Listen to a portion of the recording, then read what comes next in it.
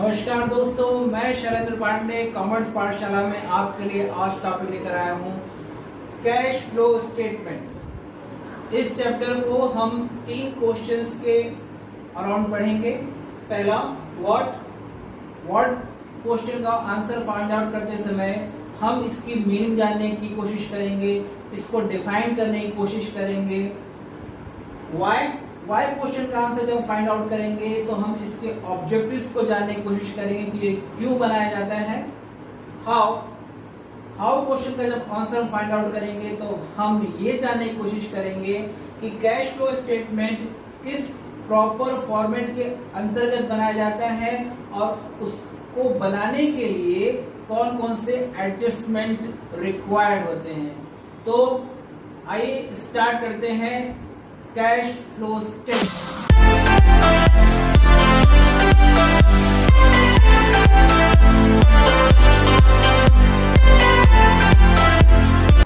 सो पहला क्वेश्चन, जो cash flow statement को जब आप देखते हैं, उस चैप्टर को आप पढ़ते हैं तो आपके दिमाग में ये क्वेश्चन अराइज होता है कि कैश फ्लो स्टेटमेंट होता क्या है, इसका मतलब क्या होता है, इसका मीनिंग क्या होता है।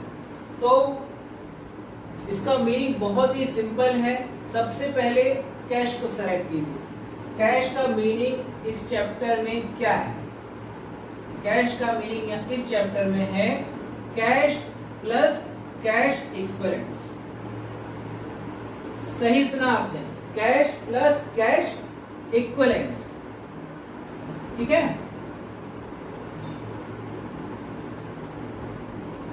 अब आप मुझसे जरूर पूछेंगे कि सर हम कैश का मतलब तो जानते हैं, लेकिन ये कैश इक्विवेलेंट क्या है?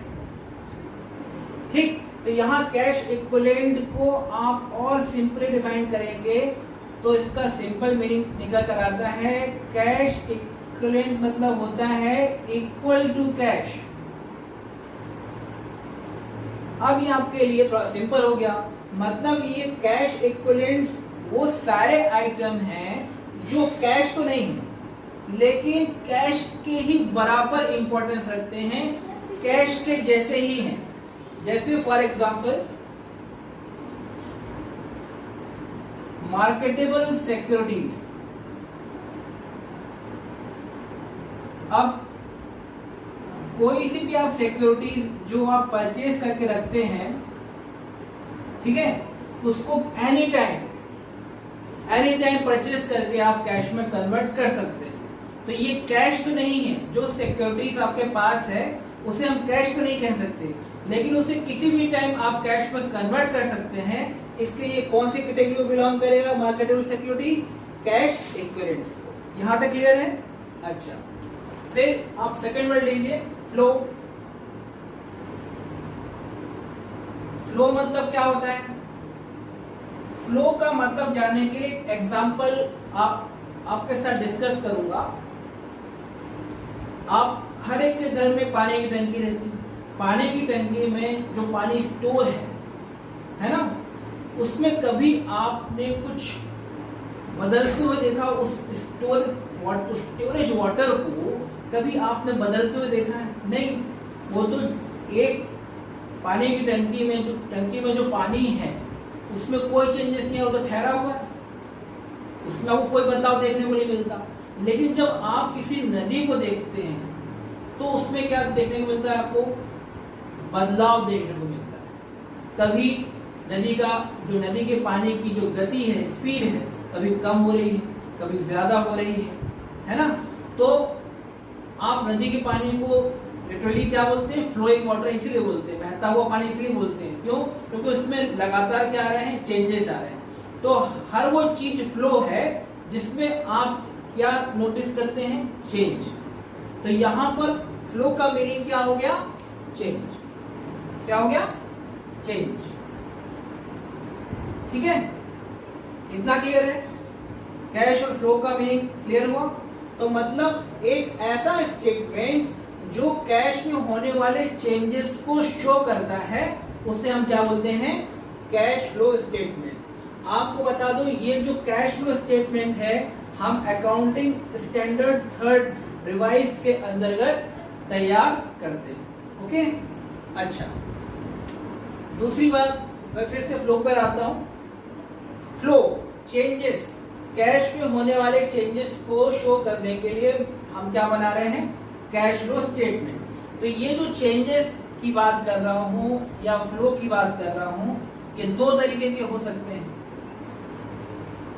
है ना, या तो पॉजिटिव या फिर नेगेटिव। और इसे अकाउंटिंग लैंग्वेज में क्या कहा जाता है, यदि पॉजिटिव है चेंजेस, है ना, इसको भी मैं डिस्कस करता हूं। यदि पॉजिटिव है चेंजेस तो इसको मैं क्या बोलूंगा, इनफ्लो बोलूंगा। क्या बोलूंगा, इनफ्लो बोलूंगा, और इसे प्लस साइन से डिनोट करूंगा।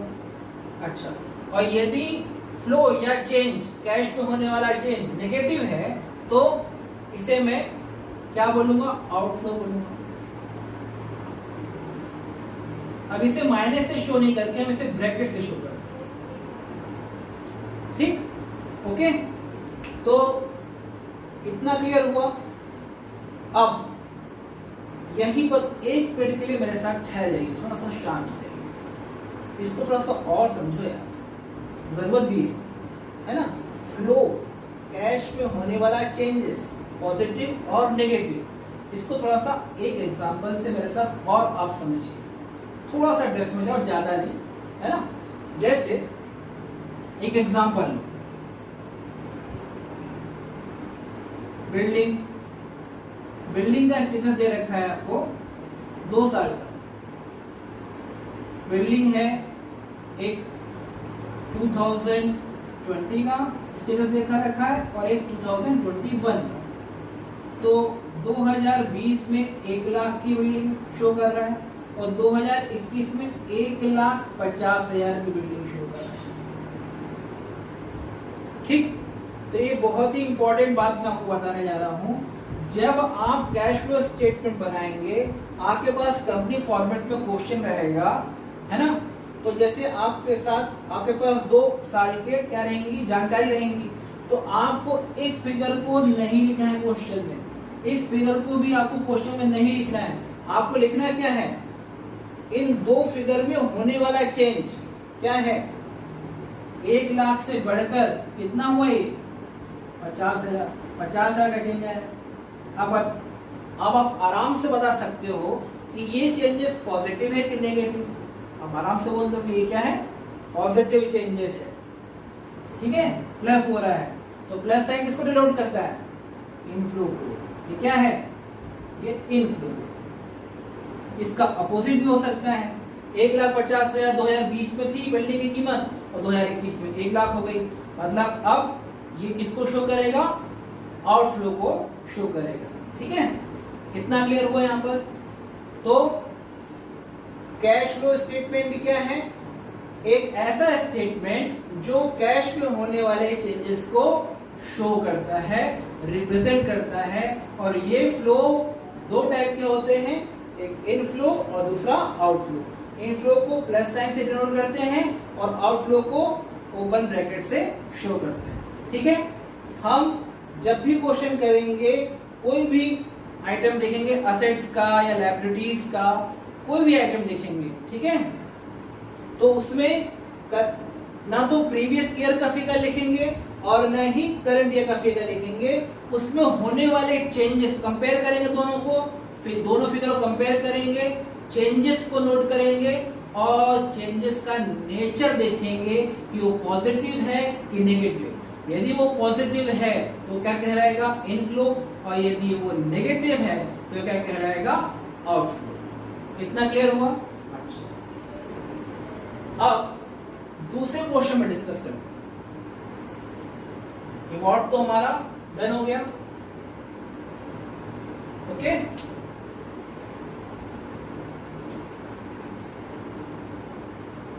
दूसरा क्वेश्चन था व्हाई, कि ऐसी क्या जरूरत होती है कंपनीज को कि ये कैश फ्लो स्टेटमेंट बनाते हैं। अरे हम क्यों बनाए स्टेटमेंट, है ना। अच्छा, दूसरा क्वेश्चन था आपका व्हाई।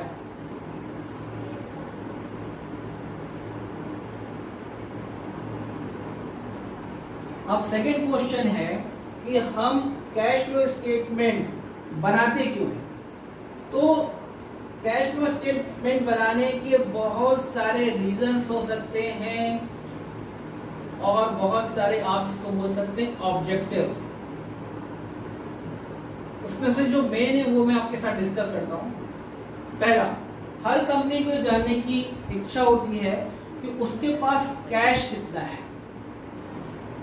यदि आप कंपनी फॉर्मेट में एक बिजनेस रन कर रहे हैं तो आपको ये जानने की बहुत ज्यादा अभिलाषा होगी, इच्छा होगी कि आपके पास इस समय कितना कैश अवेलेबल है।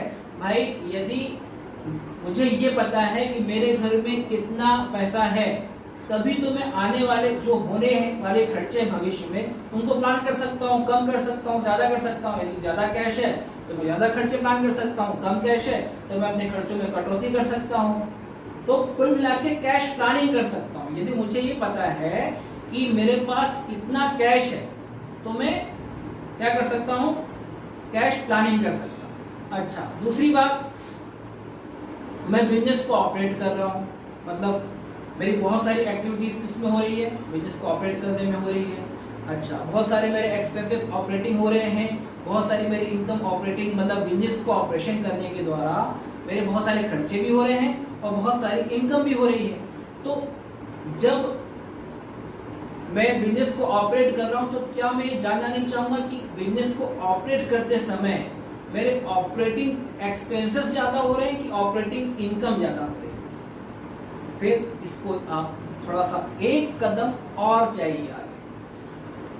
बिजनेस को ऑपरेट करते समय हम ये भी करते हैं साथ साथ कि हम अपने बिजनेस में इन्वेस्ट भी करते हैं, फिक्स्ड एसेट्स खरीदते हैं, बिल्डिंग खरीदते हैं, प्लॉट खरीदते हैं, मशीनरी खरीदते हैं, सोल्ड आउट भी करते हैं इसको, ठीक है। तो कहीं ना कहीं हमको ये चेक करने की भी जरूरत होती है कि यार इस साल करेंट ईयर में कहीं हमने बहुत ज्यादा इन्वेस्ट तो नहीं कर दिया, दूसरी कंपनी के शेयर्स खरीद लिए जबकि इतना फाइनेंस हमारे पास अवेलेबल नहीं था, ठीक है। कहीं कम तो नहीं किया इन्वेस्टमेंट जितना हमको इन्वेस्टमेंट करना था या जिस हिसाब से हमको रिटर्न चाहिए था। तो इसको भी चेक करने के लिए हम क्या करते हैं, इन्वेस्टमेंट में हम जितना भी कैश में होने वाले चेंजेस को नोट डाउन करते हैं कि हमने फिक्स्ड एसेट्स कितने खरीदे, हमने दूसरी कंपनी के शेयर्स कितने खरीदे, इन सब में कितना पैसा इन्वेस्ट किया, क्या चेंजेस आए, इसको भी नोट डाउन करते हैं। साथ ही साथ हम ये भी देखते हैं कि जो हमारे सोर्सेस ऑफ फाइनेंस है, जहाँ से हम कंपनी फॉर्मेट में एक बिजनेस रन कर रहे हैं, तो जहाँ जहाँ से हम बैंक से या किसी पर्सनल व्यक्ति से या फिर हम शेयर इशू करते हैं, तो शेयर इशू करके हम क्या करते हैं, फाइनेंस अरेंज करते हैं। तो हमारे शेयर इस साल पब्लिक ने ज़्यादा खरीदे कि कम खरीदे, हमने इस साल डिवेंचर्स कम खरीदे कि ज़्यादा खरीदे, हमने इस बार बैंक लोन ज़्यादा लिया कि कम लिया, हमने इस बार बैंक ओवरड्राफ्ट कम लिया कि ज़्यादा लिया। तो कुल मिलाकर जो ओवरऑल ऑब्जेक्टिव्स की बात करें तो कंपनी कैश फ्लो स्टेटमेंट बनाती हैं अपनी अवेलेबिलिटी ऑफ कैश, या वन वर्ड में बोलें तो अपने लिक्विडिटी को चेक करने के लिए, अपनी सॉल्वेंसी कैपेसिटी को चेक करने के लिए। और ये सब चीज़ें इसलिए करती हैं ताकि वो कैश प्लानिंग कर सकें, वो ये देख सकें कि किस आइटम पर, किस एक्टिविटीज़ पर ज़्यादा पैसा खर्च हो रहा है या कम पैसा खर्च हो रहा है, किससे बेनिफिट हो रहा है, किससे नहीं हो रहा है, ताकि वो अपनी पॉलिसीज बेटर तरीके से बना सकें और उसको इम्प्लीमेंट भी कर सकें। राइट, इतना समझ में आया? तो फर्स्ट रीजन में लिख रहा हूं, to check the availability of cash या to check the liquidity. Liquidity का मतलब क्या होता है, अवेलेबिलिटी ऑफ कैश, हमारे पास कितना कैश है। सेकेंड, अब मैंने आपसे 3 एक्टिविटी का जिक्र किया, कौन कौन सी? To check the impact, to check the impact of operating activities पर, ऑपरेटिंग, इसके बाद इन्वेस्टिंग एंड फाइनेंसिंग एक्टिविटीज।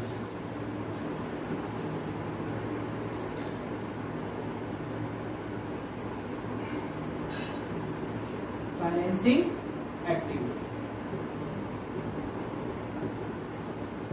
तो जब हम ये चेक करते हैं कि ऑपरेटिंग एक्टिविटीज का क्या इम्पैक्ट पड़ रहा है बिजनेस पर, इन्वेस्टिंग एक्टिविटीज का क्या इम्पैक्ट पड़ रहा है, तो किसी का पॉजिटिव इम्पैक्ट पड़ रहा होगा, किसी का नेगेटिव इम्पैक्ट पड़ रहा होगा। तो क्लासिफाइड हम बिजनेस ऑपरेशन को 3 एक्टिविटीज में इसीलिए क्लासिफाइड करते हैं ताकि अलग अलग हम इम्पैक्ट को, अलग अलग इम्पैक्ट की स्टडी कर सकें और उसके हिसाब से हम अपने डिसीजन ले सकें। यदि हम क्लासिफाइड नहीं करेंगे तो हमको किसी एक अच्छे कंक्लूजन पर पहुंचना बहुत मुश्किल हो जाएगा, एक अच्छा डिसीजन लेना बहुत मुश्किल हो जाएगा कि कौन सी एक्टिविटी नेगेटिव इम्पैक्ट क्रिएट कर रही है और कौन सी एक्टिविटी पॉजिटिव इम्पैक्ट क्रिएट कर रही है। ठीक है, और जब हम इस इम्पैक्ट को प्राप्त कर लेते हैं, एनालाइज कर लेते हैं, तो फिर हम क्या करते हैं, टू मेक कैश प्लानिंग। तो वो जितना जो आपका बोर्ड ऑफ डायरेक्टर होते हैं या मैनेजमेंट होता है, तो क्या करता है फिर इसी के अकॉर्डिंग क्या करता है, कैश प्लानिंग। तो 2 चीजें आपके लिए क्लियर हो गई होंगी। एक, हम कैश फ्लो स्टेटमेंट क्यों बनाते हैं, और दूसरा कैश फ्लो स्टेटमेंट क्या है ना। ये दोनों चीजें, ये दोनों क्वेश्चंस जो एक कंफ्यूजन होता है जब हम चैप्टर को स्टार्ट करते हैं, ये काफी हद तक आपके माइंड से दूर हो गया होगा। यदि आपको मेरा ये वीडियो पसंद आया हो तो इसे लाइक करें, सब्सक्राइब करें और हाँ, बेल आइकॉन को जरूर प्रेस करें ताकि मेरे अपकमिंग वीडियोस का नोटिफिकेशन आप तक पहुंच जाए।